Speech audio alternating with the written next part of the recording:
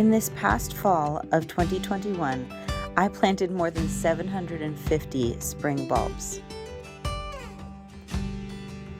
Some of these I planted in containers, which I showed in a separate video, but a majority of them went into the ground around our property. The first location is our orchard. Here I am planting a Narcissus Pink mix. Now there is a Narcissus Pink mix, which is similar, from Fedco that I've planted the last couple of years, so there's already some bulbs around here. But I added about 40 more. And all the bulbs I'm planting in this video are from either Eden Brothers or Longfield Garden. I've also ordered from Fedco bulbs in the past, and I did have great success with them. I just wanted to try these companies this year.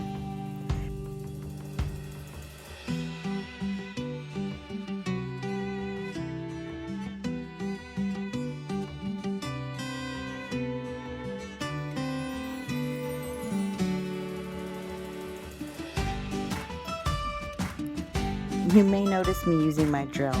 This year I purchased for myself an auger from Power Planter, and I ended up getting the smaller one because I wanted to make sure it would work in our clay soil before investing in one of the taller ones, and it worked very well.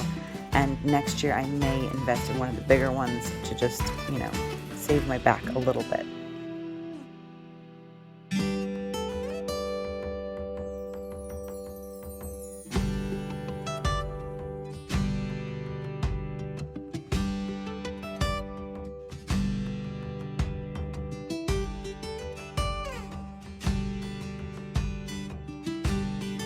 In the orchard, I also planted muscari, which is also known as grape hyacinth, and a crocus mix.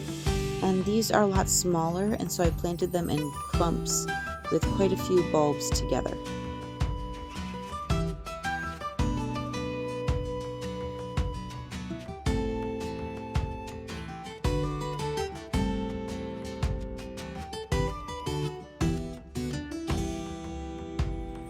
I also added some more alliums. There are a few of a medium-sized mix in there from previous years.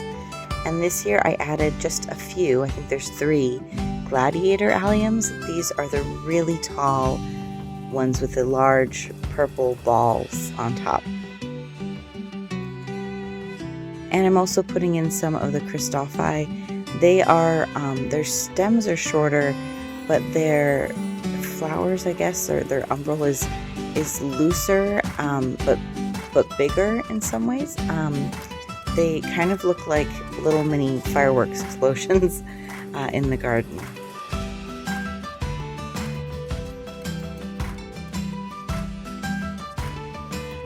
The last addition to the orchard in terms of bulbs is some Mount Hood daffodils underneath my hydrangea. And these are a white daffodil that I'm hoping will be really pretty in the spring when the hydrangea is just waking up and leafing out.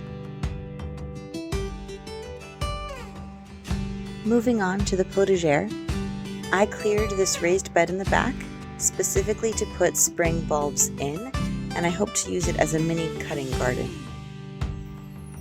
Underneath the soil, you see I've actually put a layer of hardware cloth, and then I put the soil back on top.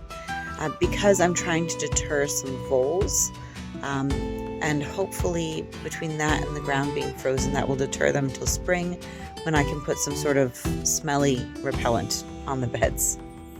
Because we do have some wildlife pressure, and I really want to be able to cut my tulips instead of them being eaten. In this bed I am planting hyacinths, tulips, and some alliums. I am starting there with the hyacinths, as that is the south side of the bed and they are the shortest. I am then working my way up through the tulips by height and finishing with the alliums, which are the tallest. The varieties of hyacinth are a blue trophy, purple sensation, and a shades of blue mix, as well as a few pink ones that were left over from my container plantings.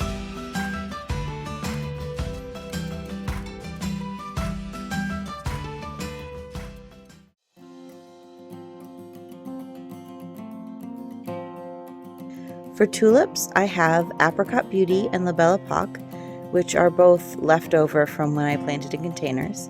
I also have Continental, which is a deep purple one that I'm excited about. And then I got an assorted flower arrangers collection, and that includes a Parade of Pink mix, a Plum Parrot mix, a Purple Lady mix, and a Prince mix. So these are all going in the raised bed, and hopefully I'll have plenty for cutting and making arrangements in the spring.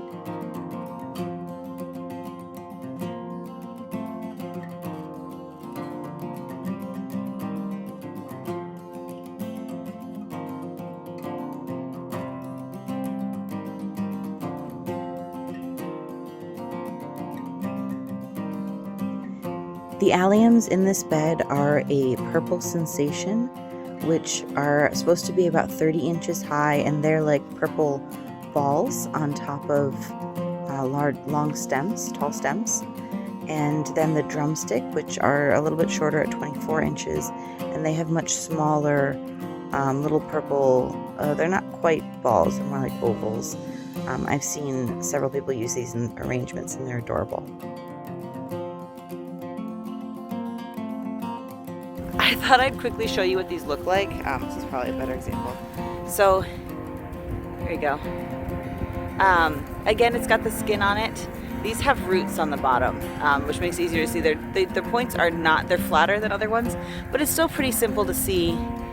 There's like a tiny point there, I guess. It's still pretty easy to see where to plant them. Obviously, roots go down.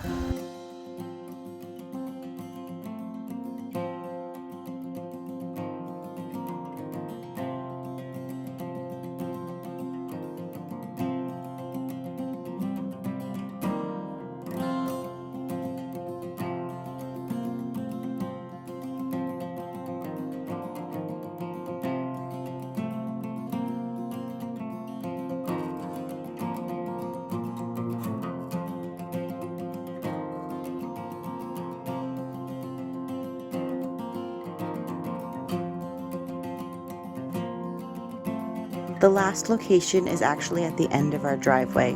There's a little bit of a hill here, and we have some big rocks, and I'm just trying to plant around and between them. I have 100 tulips and 100 daffodils, assorted mixes that I'm going to plant split between the two sides of the driveway, and hopefully in the spring it will cheer up both myself and anybody who drives by. I am so excited to see these bloom in the spring. Hopefully a lot of them will. If you're interested in seeing that as well, you can go ahead and subscribe. Until next time, friends, happy gardening.